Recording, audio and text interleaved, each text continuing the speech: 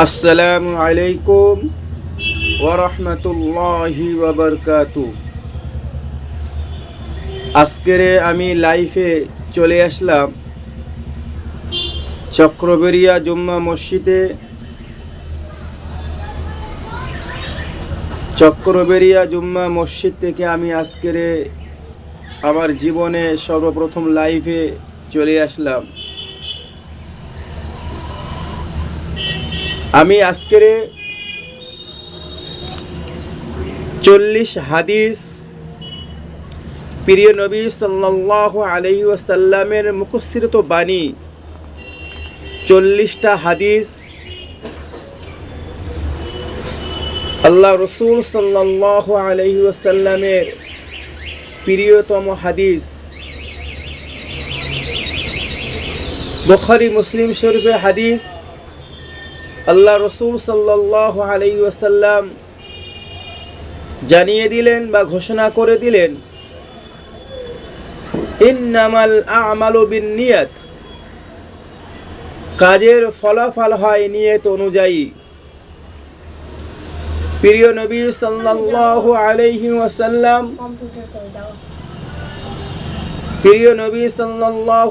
ওয়াসাল্লাম বুখারী মুসলিম শরীফে হাদিসের মধ্যে জানিয়ে দিচ্ছেন, হাক্কুল মুসলিমি আলাল মুসলিমি খামসু রাদ্দুস সালামি ওয়া ইয়াদাতুল মুরিজি ওয়া ইত্তিবাউল জানাইজি ওয়া ইজাবাতুল দাওয়াতি ওয়া তাসমিতুল তাইসি।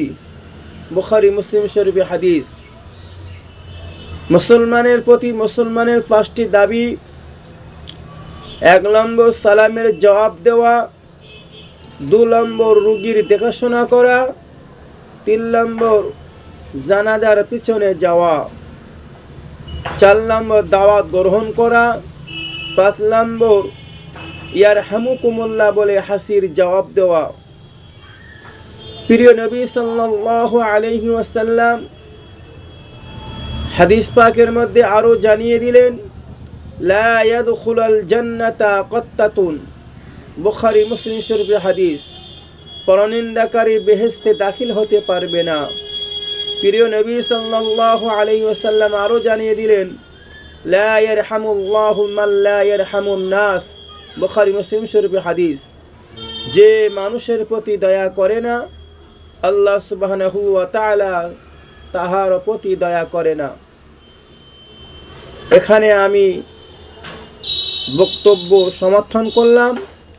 ওয়া আখিরু দাওয়ানা আলহামদুলিল্লাহি রাব্বিল আলামিন। আসসালামু আলাইকুম ওয়া রাহমাতুল্লাহি ওয়া বারাকাতুহু। আপনারা সকলে ভালো থাকবেন। আমি গুনাহগার, আমার জন্য সকলে দোয়া রাখবেন। আল্লাহ পাক যেন বেশি বেশি হাদিস যেন আমি আপনাদের কাছে যেন পৌঁছে দিতে পারি, সেই আশঙ্কা রেখে আমি এখানে রেডি করলাম। ওয়া আখিরু দাওয়ানা আলহামদুলিল্লাহি রাব্বিল আলামিন। আপনারা সকলে ভালো থাকবেন।